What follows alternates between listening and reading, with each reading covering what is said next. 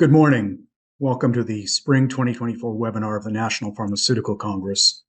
I'm Mitch Shannon of Chronicle Companies in Toronto. Pleased to be back with you. We're here to talk about the impact on the life sciences industry of Bill C-64, known as Pharmacare. It could alternatively be known as the Oprah Winfrey Bill, because just like on Oprah's TV show, there's a special prize for everyone in our studio audience today. Everyone here is going to get free contraceptives and diabetes meds. As Oprah would say, you get Sinjari, you get Sinjari, you get Sinjari. Sorry, Joe Knott, you're only getting a Pontiac. Is that too cynical? Well, if you want to talk about cynical, check out this Instagram post on your screen now, put out by several candidates for elected office. You can't teach these guys anything about branding. They're actually calling it liberal pharmacare, in case you thought this was an NDP cause, which of course it was. And they're explaining to you it's all free because no one's ever going to remember that thing called income tax. Regardless of the intent and the cost of this program, there are many other considerations. For one thing, there was an agent called fluoride that's been distributed through the public water supply since 1945 in some Canadian jurisdictions to the public's health benefit. Along those lines, there was also, there was also briefly some talk in the 1990s about considering adding statins to the drinking water. Is Pharmacare just a continuation of that line of thought? Possibly, but it's clear that any discussion about improving access to medications is bound to go in an unexpected direction. In advance of today's webinar, NPC surveyed pharma executives, carried out stakeholder interviews, analyzed and created a white paper on this topic. You can download the white paper during this session if you haven't already reviewed it. Just go to tiny.cc/NPCI Pharmacare, all one word. And as always, we just want to know the following. How did we get here? Where are things going? And where are we as an industry on this issue? Well, how did we get here? To examine the background and context of this issue, we prepared a brief explainer video. Let's watch it now. Here's a backgrounder on Pharmacare, prepared by the NPC Institute. When Medicare was legislated in Canada 58 years ago, the concept of universal drug coverage was considered and deferred for later implementation. The result? Canada does not provide universal drug coverage, unlike many other nations. Currently, Canadians depend on a combination of private insurance, employer benefits, and provincial drug plans. This fragmented system leaves many, particularly those without private insurance, facing affordability challenges. Now let's look at the arguments for and against Bill C-64, focusing on implications for the pharma industry. Proponents of the bill argue that it could improve health outcomes and reduce overall healthcare costs by preventing more severe illnesses that result from untreated conditions. Supporters also highlight the potential for significant savings through bulk drug purchases and streamlined administration. They say a national program could negotiate better prices with pharmaceutical companies. Conversely, opponents raise concerns about the financial burden of implementing Bill C-64. The initial investment required to establish and maintain such a program would be substantial. This could mean a giant hit to the public purse, potentially leading to higher taxes or reallocations from other services. Critics also caution about the potential impact on pharmaceutical innovation. Price controls and bulk purchasing could limit the funds available for research and development of new drugs, a critical concern for the life sciences industry. There's also concern about the added bureaucracy Pharmacare might introduce, which could make the complex healthcare system even more cumbersome. Additionally, there are apprehensions about the feasibility of a one-size-fits-all national program. A federal system might not adequately address the unique needs of different provinces and territories. In summary, the debate over Pharmacare in Canada is multifaceted and polemical, and involves significant concerns for the pharmaceutical industry. It's a matter of balancing the immediate popular appeal of universal drug coverage with long-term financial and structural considerations. When Pharmacare was first proposed in the mid-1960s, stem cell treatments, gene therapy, and immune system modulators were not envisioned. Back then, drugs meant antibiotics, analgesics, and dyspepsia medications. Tommy Douglas, the so-called father of Medicare, would have rejected the thought that a single treatment regimen might one day cost $5 million for an individual patient. But that is the reality of Lenmeldy, Hemgenix, Elevidys, Skysona, and other emerging rare condition therapies. So, How do you get a handle on what pharmacare really means in 2024? Let's ask our experts. We have a knowledgeable panel to discuss this topic and answer your questions. First, we'll take a minute to thank our supporters of today's program: Impress, Inizio Engage, McKesson Canada, Talk Communications, Torrey's LLP, Chronicle Companies, and the Pangea Group. They are the finest companies in healthcare. Now I'll tag this morning's moderator, Ben Parry. Mr. Parry. Thanks, Mitch. As always, pleasure to be here. Pleasure to be supporting the National Pharmaceutical Congress and our webinar series. Well, are we ready? National Pharmacare, here we go. We've got an action pack. This is very packed today, actually. We've got some great speakers on the lineup for you here today. And before I jump into that, just the housekeeping. What we're going to do is I'm going to introduce the panel. We're going to do a few poll questions before that. And we're going to have the panel provide individual commentary first, as we often do. Then we'll have a short break, and then we'll come back for a fireside chat with the panel. And what I want to also remind everybody of is down below, you've got a Q&A button. So please, as questions come up for the panel, as we get into that open discussion towards the second half of the webinar, please submit your questions for the panel. Love to have your input and become part of the discussion. So with that, I'd like to introduce the panel that we've got today. Spectacular panel for this type of conversation. We've got Mihai Csaki, who's an experienced medical affairs lead, board member, and lecturer joining us today. He's going to be kicking us off first with his presentation. Happy to have you join us today, Mike. We've got Zal Press coming back at us here at the NPC webinar. So welcome back, Zal, founder and executive director of Patient Commando and vice chair of HTAI, Patient and Citizen Involvement in HTA Interest Group. So great to have Zal back on the panel. And another no stranger to the NPC panel today, Pamela Fralick, principal and board director of PCF Executive Leadership. Pamela has been with us around the NPC for quite a while, and just excited to have Pamela provide her thoughts and insights today. And last but not least, one of my favorites on the NPC as well, Eileen McMahon, partner and chair of intellectual property and food and drug regulatory practices at Torrey's. So that's our panel. Fascinating conversation we're going to have today. But before we get going, just want to open it up with two poll questions to get everybody warmed up, as you'd be familiar with here. So if we can put up the first poll question. All right, here we go. How confident are you that Bill C-64 will proceed to be signed into law? Are you fully confident? I expect it will be law, but I could be wrong. Not sure, one way or the other. I expect it will not be law, but I could be wrong. Or no confidence at all. Tell us what you're thinking. Love to get the input from the audience here in terms of where people balance out on our webinar today. Give it a moment so you can get your thoughts in.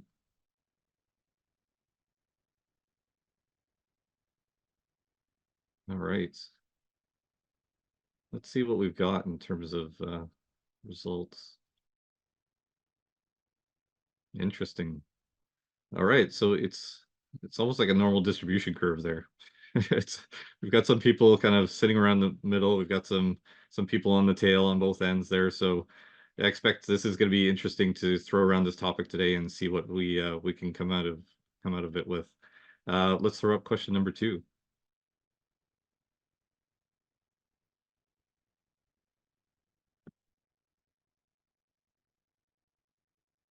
All right, here we go. Question number 2.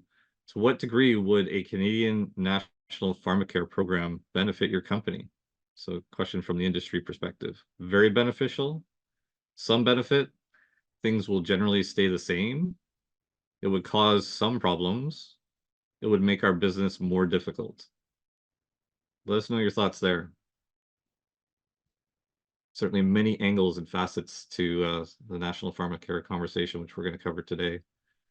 But it'd be fascinating to hear what people have to say around this. So give it a second here as well. All right, let's see what we have for responses on this.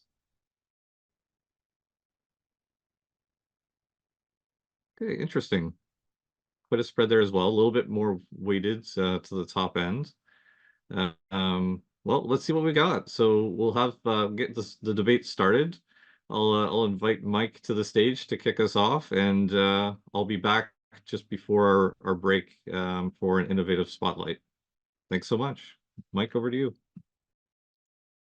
Hello, everyone. My name is Mihai Csaki, and my professional life started as an emergency medicine specialist operating in one of the busiest county hospitals in Romania, seeing about 60 to 70 patients in a shift. Then it continued by running the mobile medical operations of a company that I run in US in the tri-state area. That's New Jersey, Delaware, Pennsylvania, Maryland. And then it continued with managing the clinical trials operations for one of the few private hospitals, surgical hospitals in Ontario. Mostly early phases. We're talking first in humans, phase 2 studies.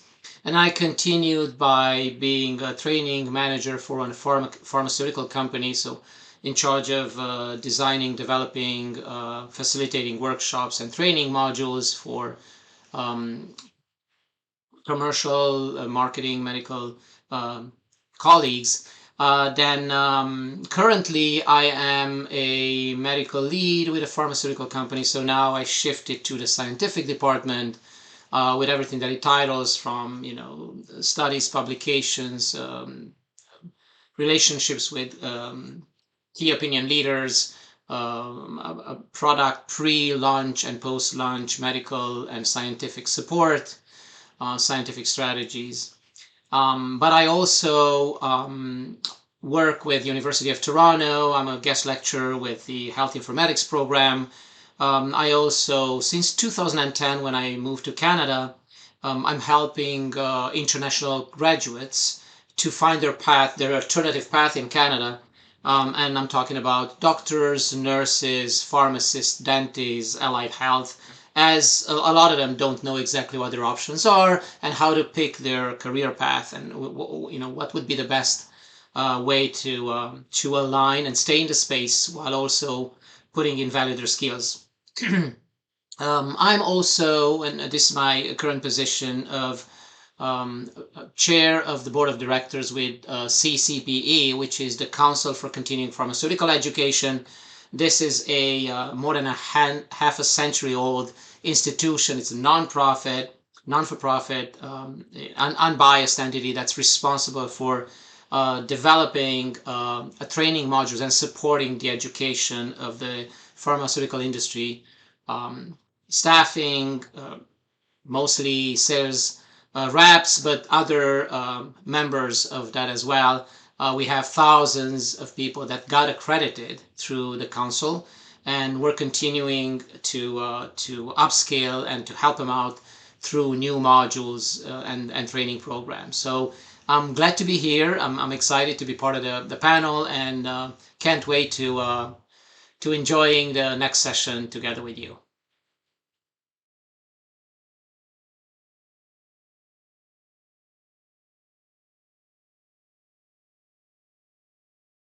Good morning. What's the single most important thing for the public in this whole pharmacare discussion? Affordability? Access? Guess again. 2/3 of the public are afraid of how politics is undermining healthcare, and with good reason. With our fractured governance, who wouldn't wonder how pharmacare actually gets implemented? And is it any wonder Canadians have little faith in the healthcare system? But what does the public really think? Basically, that everybody is a liar. And that includes the media. But why would anybody think that? After all, there's no concern at the top.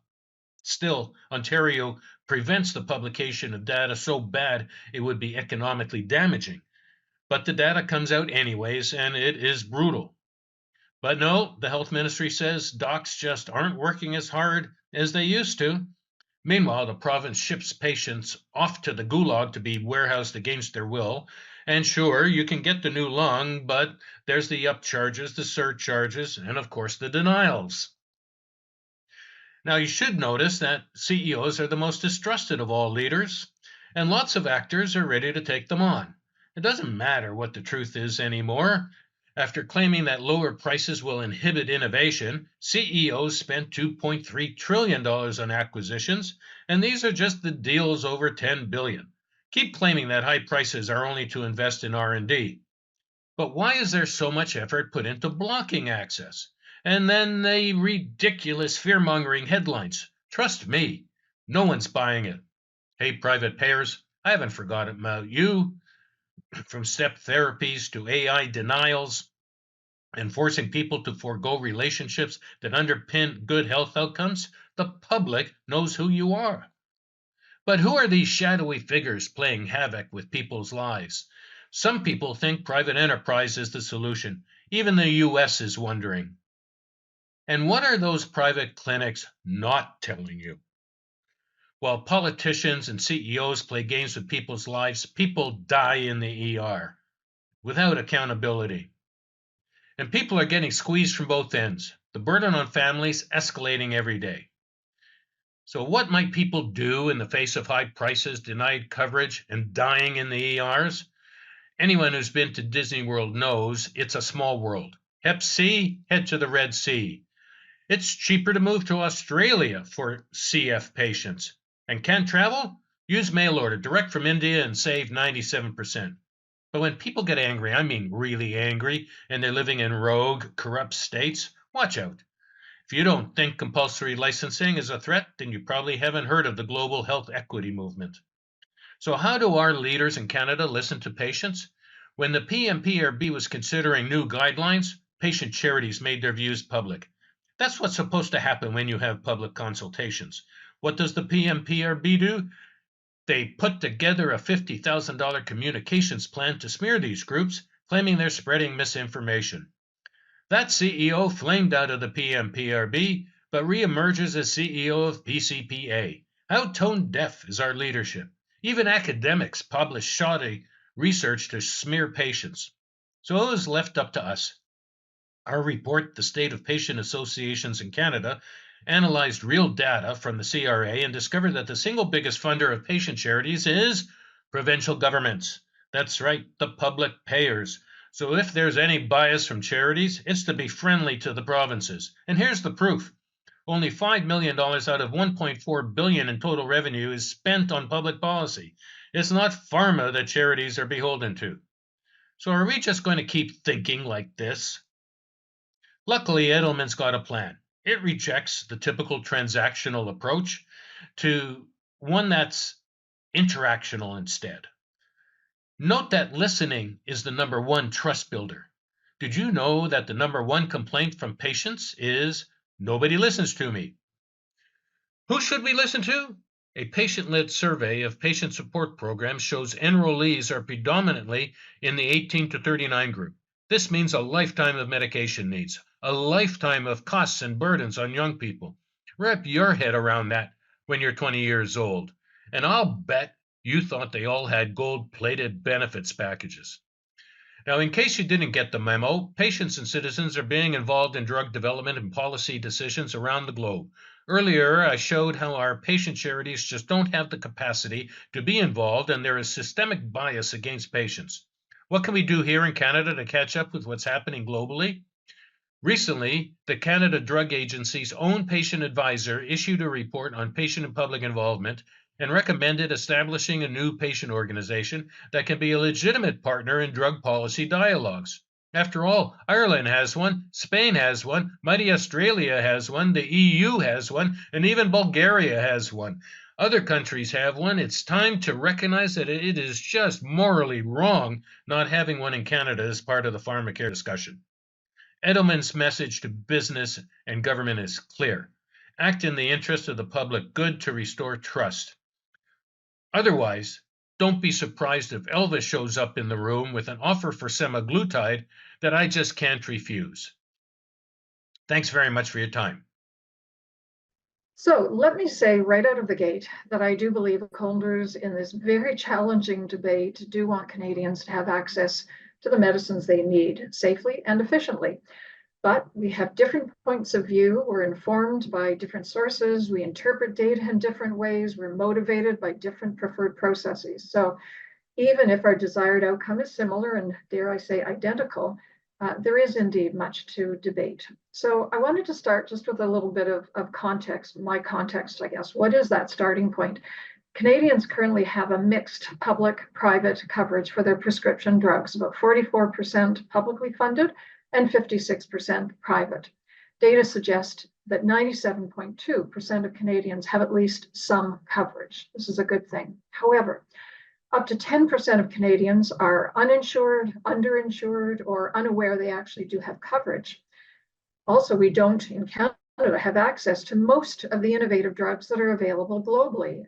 44% via private plans, if you're lucky enough to have one, only 18% if you're covered only by a public plan. Access is slower in Canada than in comparable countries, approximately 2 years versus 1 year on average to get access. And of course, the price affordability tension continues between governments and industry.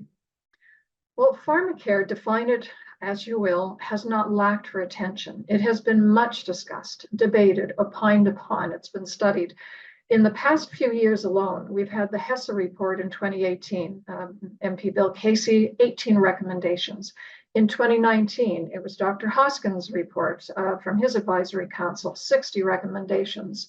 In 21, the NDP put a proposal forward, Bill C-213, was defeated on the second reading. And also in 21, the PEI model, if you will, emerged. A bilateral agreement between the federal and provincial governments might be a template for others, and this agreement took the approach of addressing coverage gaps.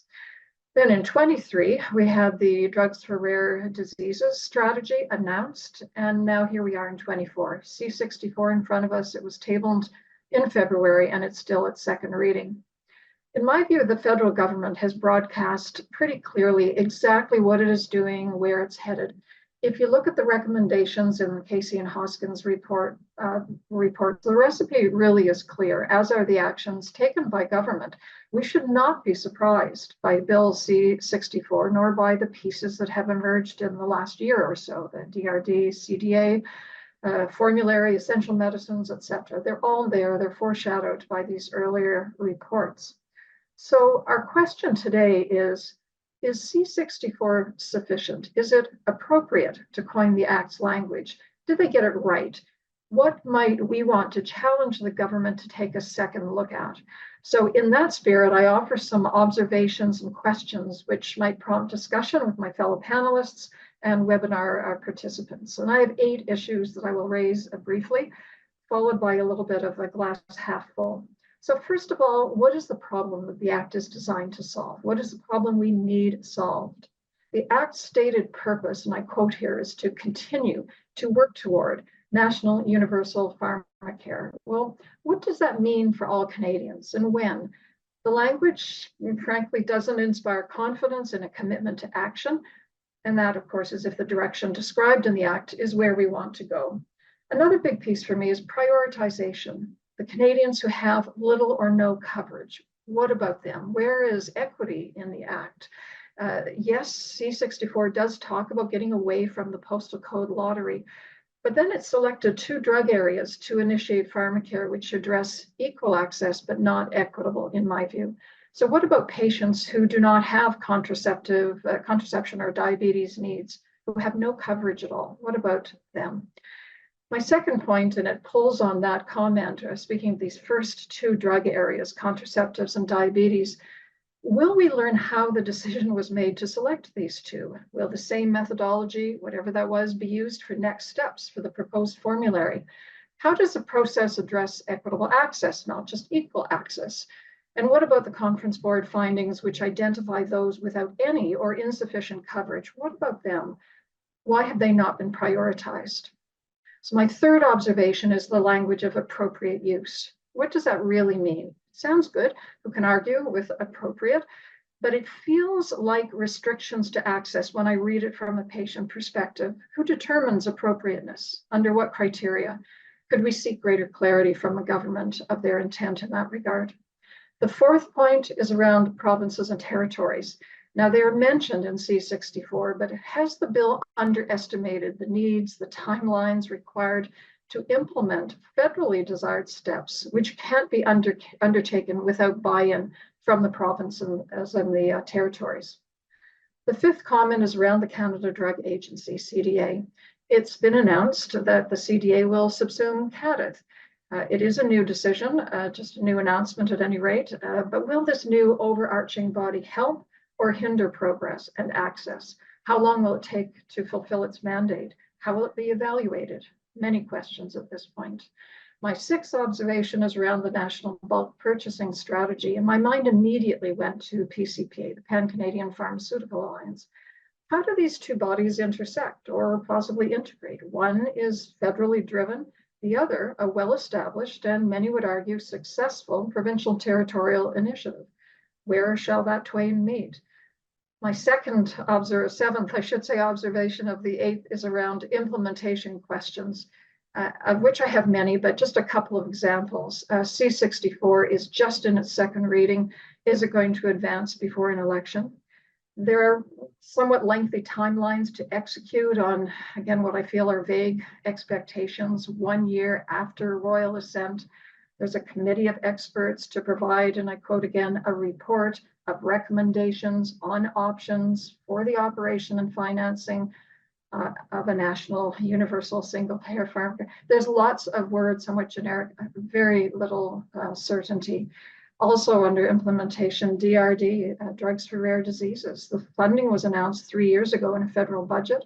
The national strategy was announced over a year ago, but to the best of my knowledge, there's still no action. The funds aren't being used. They're not getting to patients. So we are looking for progress. And I just have to summarize all these implementation concerns by saying where and how does the integration of all the pieces take place? Do we in fact have a comprehensive national program? Or do we have a pilot project of pilot projects, to extend Monique Béjain's rather pithy observation of many years ago? My eighth comment is just stepping outside the Act, and I wanted to make reference to the bigger picture. I mean, how does pharmacare, regardless of its definition, fit into other crucial health systems needs? How does pharmacare fit into an already broken systems? Will the pharmacare that is being described truly improve the health of Canadians if we still don't have access to a family physician or a health team, primary care, e-health, long-term care, etc.? These are all related issues that can't be ignored and just talk about pharmacare. I'd like to wrap up by talking about a glass half full. What are the good things we can look at? Well, this is potentially a step forward in improving access to life-saving, life-transforming medicines for Canadians. Possibly, it has potential. And C-64 does build on work already done. I've mentioned the Casey and the Hoskins reports, and you can see a lot of connections between the previous work. The third point I'd make here is that midterm timelines are identified. That's good for accountability. We can monitor this ourselves. And of course, many Canadians will benefit from the access to contraceptives and diabetes medications and products. I don't want to take away from the fact that this will be an important program for many. But in the spirit of a broader pharmacare program, many questions remain. So I will end with one last question. How do we ensure that this Act, assuming it continues to move through the parliamentary process, is clear, appropriate, and helpful to enhance equitable access for all Canadians? Let's discuss. Hello, everyone. Thank you to NPC for allowing me to provide my remarks this morning on Bill C-64. My name is Eileen McMahon, and I'm a lawyer at the law firm Torys in Toronto. I lead the intellectual property and drug regulatory practices. So thanks very much. We've heard from Mihai, Zal, Pamela, and their remarks are very astute. It was terrific for me to hear their perspectives. Because I'm a practicing lawyer, my lens is the legal perspective. So I thought what I would do today is share with you my 10 observations vis-a-vis Bill C-64 as a lawyer. First, the legislation is unusual. It doesn't read like a typical federal act.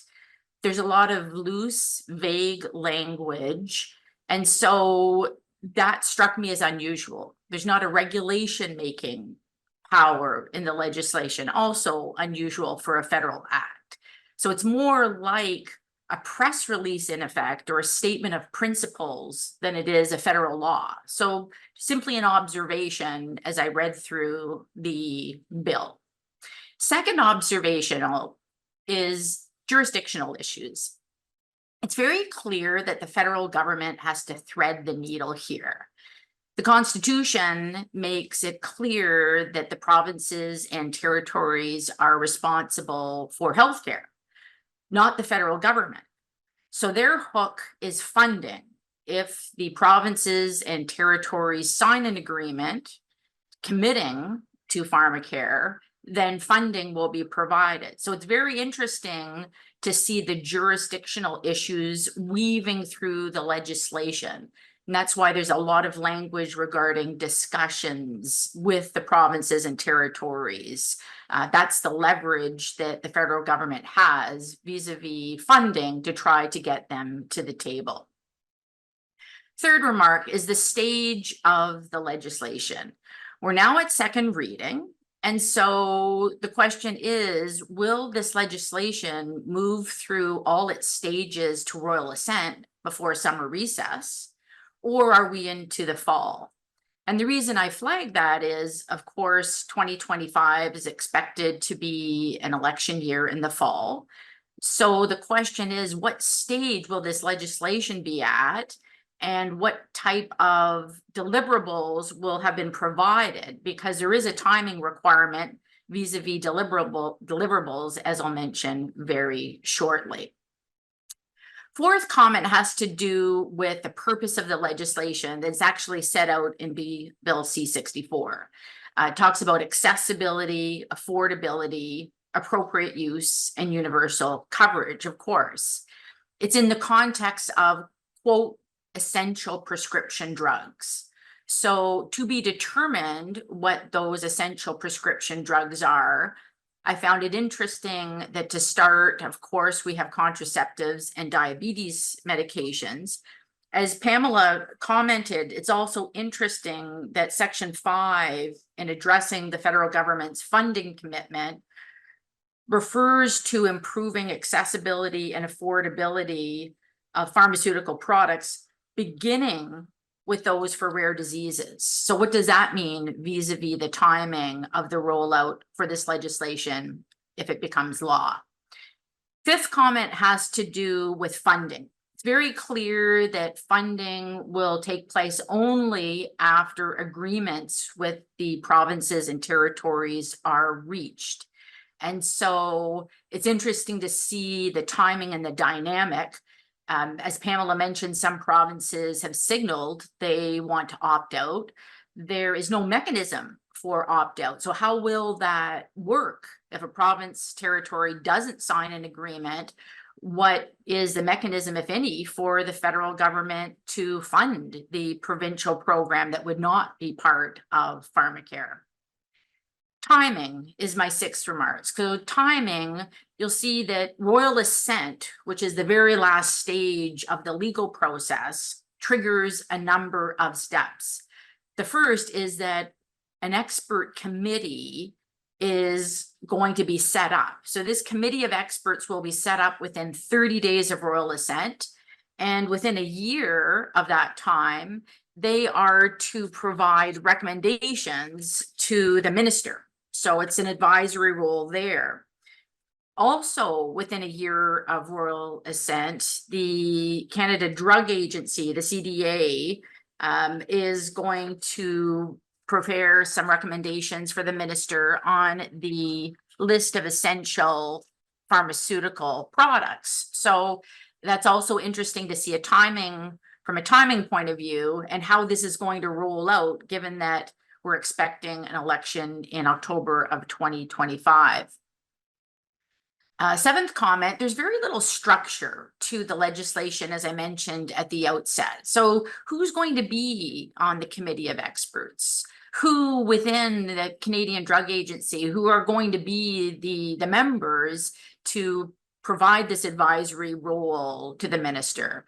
what will the essential medicines be, and how will that process be set up? Will there be input by various stakeholders? How will this all be determined? So it was interesting to me, the lack of structure, and as I mentioned at the outset, the lack of regulation making power. So that's something that lawyers typically look to determine the structure of the law and how it is to be implemented. I next wanted to comment on, quote, appropriate use. It's one of the principles that are set out in Bill C-64. In the background documents, they talk about education of the public and healthcare professionals regarding appropriate use, that education would be a good thing to do. But I also note that the Hoskin report, one of the reports that Pamela had mentioned that leads up to Bill C-64, it talks about transparency vis-a-vis payments that are provided by pharmaceutical companies to healthcare professionals, to patient groups, to hospitals, for example. So the question there is going to be, will we have a Canadian version of the US Sunshine legislation as part of this rollout? Ninth comment has to do with agreements that are currently in place. And so, as the listeners probably appreciate, most of the public and private PLAs do have a termination clause on notice. So to the extent that a public payer wants to exit the PLAs and move over to the agreements that may well be in place by the national strategy, there would be a method for doing that. It's just that it's not quite clear for sure in the legislation as to what the steps will be as part of that rollout. And my last remark has to do with health data. You know, the Bill C-64 does refer to the importance of health and digital data. So it would be interesting to see on a going forward basis how that gets wrapped into the rollout. We're at phase one, or we will be at phase once we have royal assent, but will be interesting to see how health data and digital tools are part of the implementation. So those are my remarks, and I look forward to the questions that we have from our listeners. Wonderful. Thanks so much, Eileen. We're going to take a quick break just for innovative spotlight break. We have a couple of our supporters who are going to provide that spotlight. And then what we're going to do is we're going to return back. We're going to have a couple of poll questions and we'll open up for panel discussion. So if you haven't put your questions down in the QA below yet, please do so, and we'll see you back in a minute. The pharma industry is changing faster than ever before. Organizations are facing challenges in today's landscape that are putting their top line and bottom line at risk. With new customer engagement needs and technology evolving at the speed of light, the need for agility is more important than ever. With over 15 years of healthcare experience, Impress delivers a wide range of best-in-class services that are specifically tailored to ensure our partners can adapt and excel in a rapidly changing market. We are experts at exceeding sales objectives and providing our partners with a significant competitive advantage. Whether the need is agility and speed, maximizing top and bottom line, introducing new skill sets, or risk mitigation, Impress stands ready to help. We are Canada's next generation commercial partner, and we are ideally positioned to continue to help our partners thrive in the months and years to come. To learn more, visit www.impress.com. Step into the world of TalkTalk Communications, where passion, expertise, and commitment to healthcare come together to create impactful, integrated solutions. At TalkTalk, we believe that healthcare is about providing earlier and better access to care by supporting healthcare professionals in making informed decisions and educating patients. As a certified woman-owned organization, we take pride in the diverse perspectives we bring to the table to help you grow your brand and achieve your healthcare communication goals. Our team of over 35 dedicated employees, including half a dozen pharmacists, has the deep and broad skills necessary to support you at your own pace, whether you're looking to reinforce your brand management activities or implement medical communication projects. And now, with our new office in Old Toronto, we're even closer to our clients. At TalkTalk, we love delivering impactful results. Our metrics-driven case studies and industry recognition demonstrate our commitment to quality and innovation. But it's not only about results. That's why we're proud to be a certified great place to work. Join our loyal customers, including small, medium, and large pharmaceutical companies, pharmacy chains and banners, and medical and patient associations whose operations grow alongside us. Let's talk. All right, we're back. I'll ask the panel to join me on video and audio here. And while they're just coming online, we're going to run a couple poll questions just to get a little bit more feedback from the audience here. So maybe we'll start off with the first poll question, please. All right, question number 3. How well do you understand Bill C-64? I'm confident in my understanding. There are portions of the bill that could be more clear. I'm not confident in my understanding at all. Let us know your thoughts. And I thought, Eileen, you gave a great overview there in terms of some of the key aspects from a legal perspective as well as Pamela. So it'll be interesting to see the response. Thank you, Ben. It can be a little dry when you hear from lawyers, so I apologize if my remarks were a little dry. No, not at all. Listen, I think all of you, the way that we brought together the conversation here, the right angles to be able to discuss this question. So let's see our results on the poll question here. Interesting. Okay. So we're kind of saying there's a little bit more education to be had here, but that's what this conversation is all about. So that's fascinating. All right, let's move on to question number 4 so we can take a look at that. What do we have there? All right, what impact do you think a Canadian National Pharmacare program would have on patient access to innovative medicines? It would greatly improve access. There would be some improvement in access. Things would be about the same. Access would decrease slightly, or it would greatly decrease access. Lots of variables to that question. Let's see what the audience has to say around that.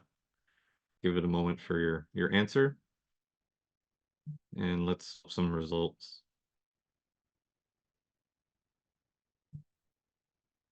Okay, interesting.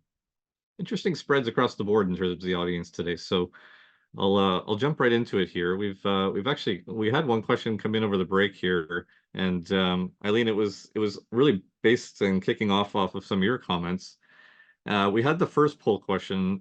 It was, how confident are you that Bill C-64 will proceed to be signed into law? And we had some mixed reviews there. So when you look at it from your perspective and your experience, we'll start off with you in terms of what's from your perspective here. How high is the hurdle on this, given some of the vagueness you talked about in terms of where it's at? Oh, thank you, Ben, and thank you to Pangea. It's interesting when I saw the poll results, because in speaking with our head librarian here and the pace, so now the committee has finalized its consideration. It's back at the House for third reading. There's a pace here where the NDP and Liberals, from my perspective, I'd be interested in hearing what Pam says. To me, they're trying to get this done before the summer recess, even possibly getting it through the Senate before summer recess. So if you ask me to vote, I would probably be in with the 7%, where I'm thinking this could well be at royal assent before summer recess. But I'd be grateful to hear what Pam has to say. You're much closer to it than me. Yeah, please, Pam, jump in. Let's ready to go here. Maybe, pardon me, maybe geographically closer, but I'm not sure I have any more insights. And just to clarify for the participants here in the webinar, I taped that commentary, I think about 2 weeks ago now, if I'm not mistaken. So a few things have happened since then. I would have voted, I can't remember the exact language, but it's probably going to pass. Whether or not it will be implemented in the end, I don't know if there's a time for that, and I'm not sure about the Senate, but certainly there, I think it was Minister Holland made some statements earlier this week or late last week that indicated he's already speaking with provinces. And so if in fact, and I'll call it the PEI model, so the agreement that was reached with PEI 2 years ago now, which is a fill the gap model, and a lot of people, and I include myself in that, think that's a good place to go. Sorry, losing my voice for some reason. If he is in fact having successful conversations with provinces, then maybe something will move forward. But definitely, I agree with Eileen. The pace is moving on, and given that they still seem to have the confidence of and support of the NDP, I think they may well make it through. What the Senate does with it is another question. Yes, and Pam, if I might also comment, so in committee last Friday, the changes to the draft were very modest. So section 6, now the word may, the minister must, if the minister has entered into an agreement with the province territory, make payments. So very minor change, but basically obligatory. And then similarly in section 7, the minister must seek advice from the CDA versus may. And another minor clause at the end of the draft bill regarding reporting. So the pace is just, it's atypical from my perspective. Interesting, fascinating. So Zal, I want to come to you, and Michael, I'll jump over to you after Zal here. So the pace, we've got this pace happening. It's rolling down the hill. We've talked about some of the vagueness of what's going on here. Zal, what needs to happen to get the right patient voice in? Well, first of all, we got to all be on Team Canada, right? And get with this. It's clear, whether it be in the pace or in the language, in any of the declarations. Yes, it is a press release. It's a completely political exercise. This isn't a human exercise. This isn't about improving outcomes. It hasn't involved patients. It hasn't involved patient stakeholders. We really don't know where this is going to go. Is there an expert committee? Does that involve patients and citizens? In an equitable way, in a way where they're real partners? The CDA is a delightful new organization, but does it have, other than the public members who are on the board representing the public, but really, they're filling holes in the matrix, in terms of skill sets for the board. Does the CDA have a patient on the board? Is there somebody actually who has a seat at the table, in making these decisions? I think that we need to really re-examine the whole idea around leadership and how this is moving and who the leaders are. And I'm mindful of a great quote, and I'm going to open the discussion to others at this point. But there's a great quote from another great Canadian, Michael J. Fox. Unfortunately, the quote came out in a movie where he wasn't playing a Canadian. He was playing an advisor to the American president. And you got to listen to this, because this is what I think is happening here. People, and I'm quoting him now, people want leadership, Mr. President. And in the absence of genuine leadership, they'll listen to anyone who steps up to the microphone. They want leadership. They're so thirsty for it, they'll crawl through the desert toward a mirage, and when they discover there's no water, they'll drink the sand. Unquote. I'm out here in the public. I think Team Canada is, rooting for the Oilers because they're the last hope we have in the NHL playoffs.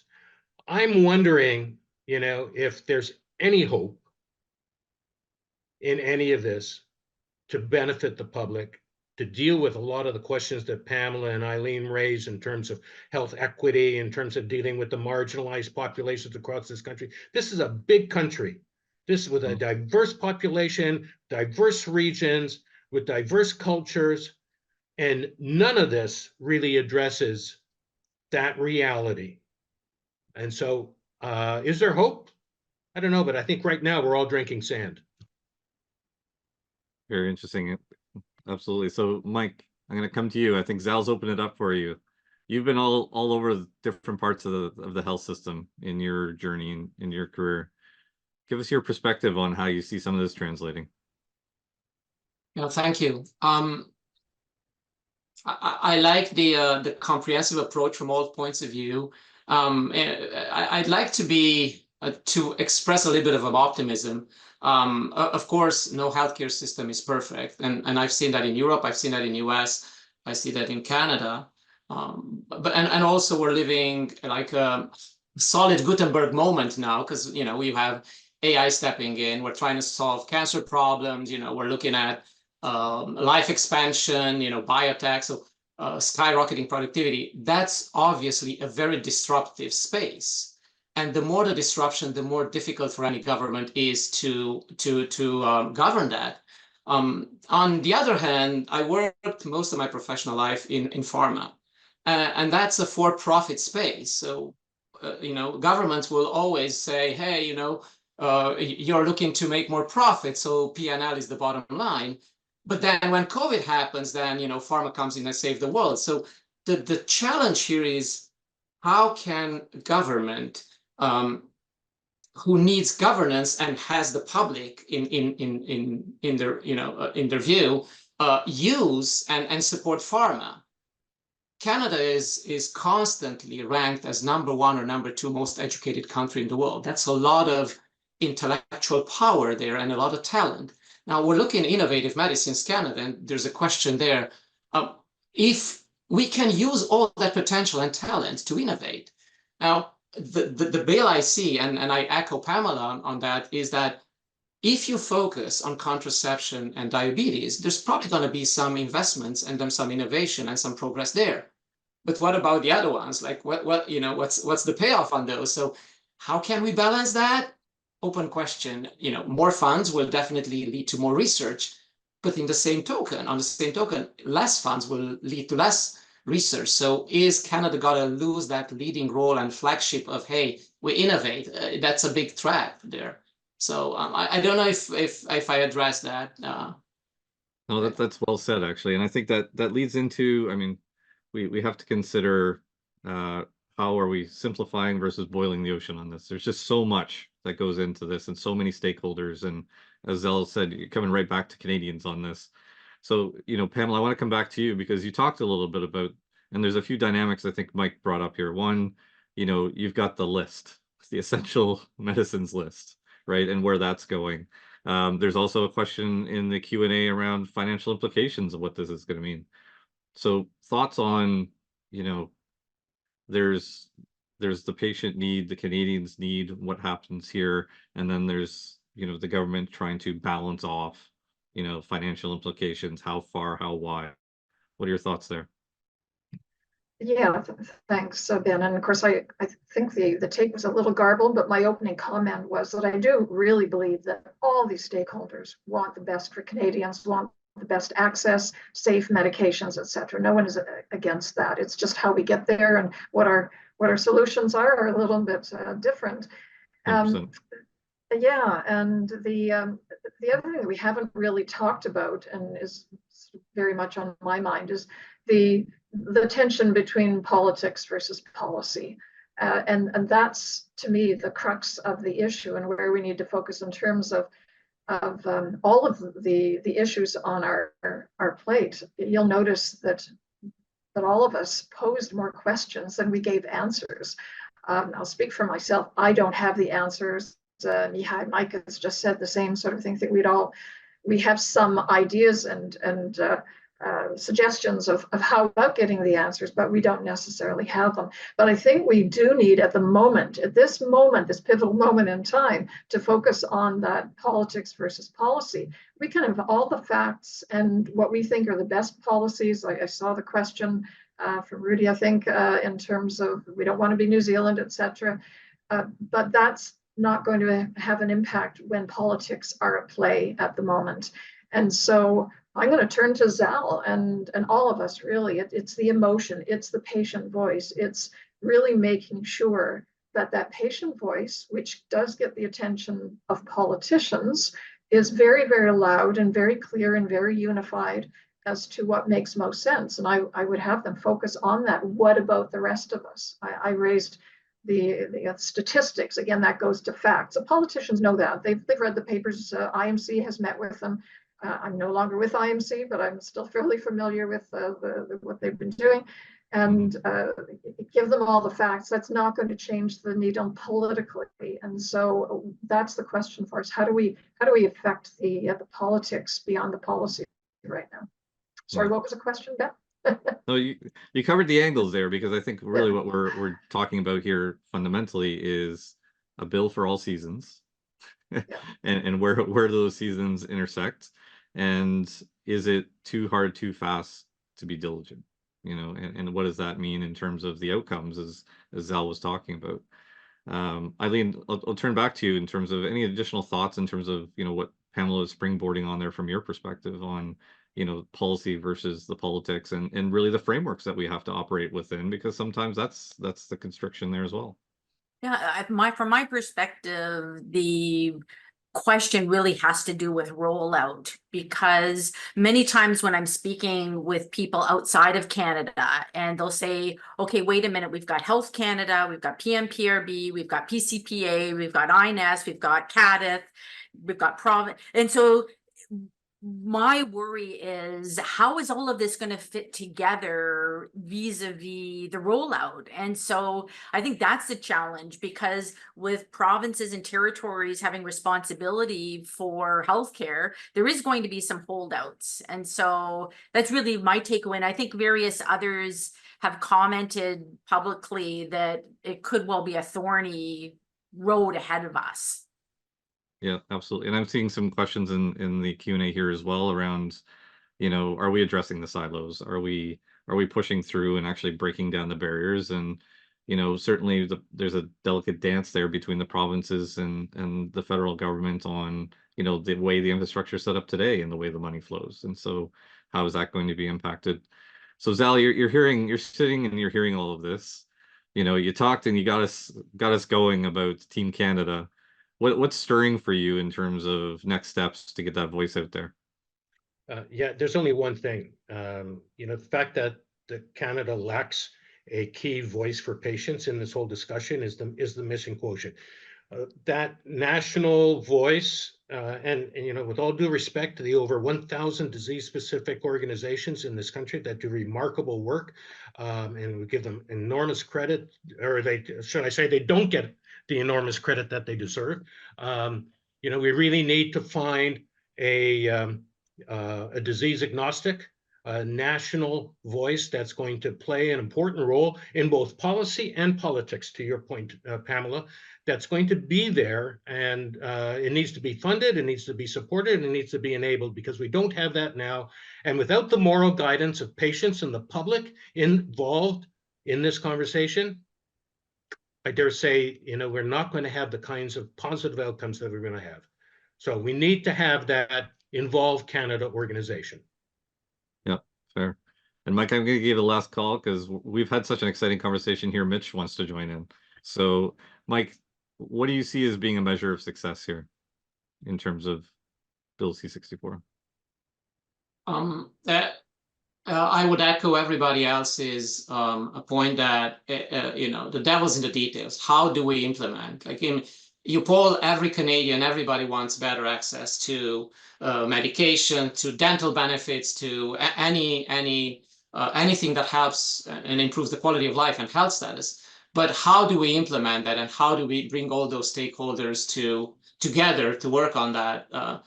Public health is centralized, but innovation is not. Like let's let them thrive. Let's let the stakeholders that can bring something, put in value what they do best, which is come up with new innovative ideas. And I think these are the perfect times for that. So I'm excited to be part of this moment in time where we can do that. And I believe that there's a lot for Canadians. I believe in the power and the talent of Canadians to bring that up to the next level. So thank you.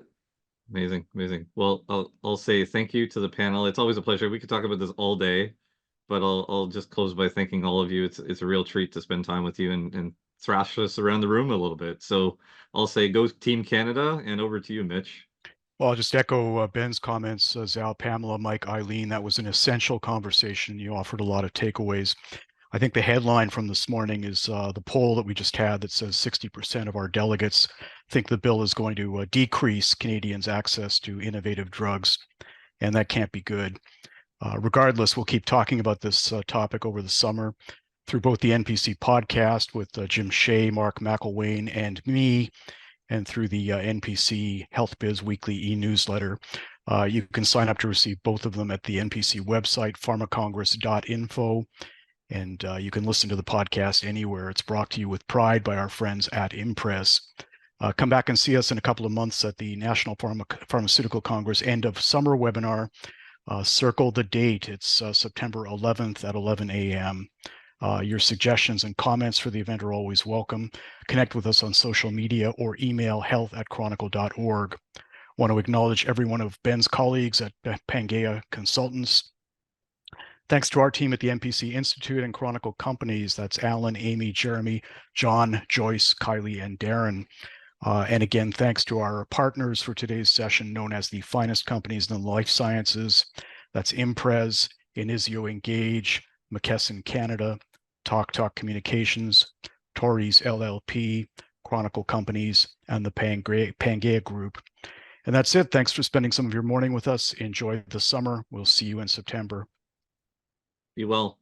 Be well.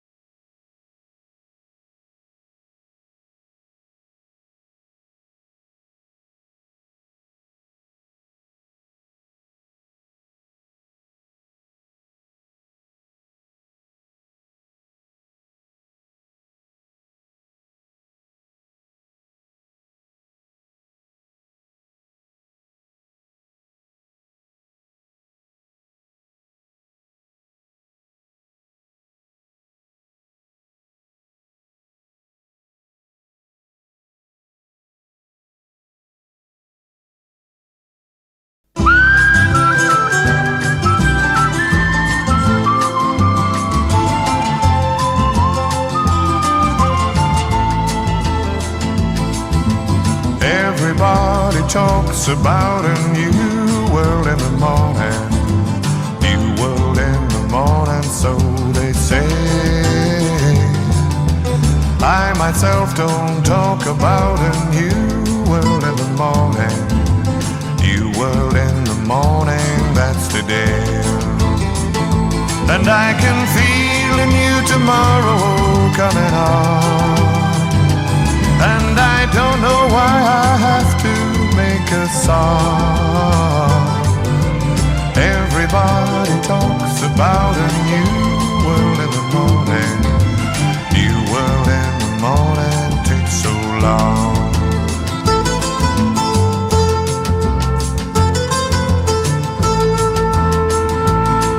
I met a man who had a dream he'd had since he was 20.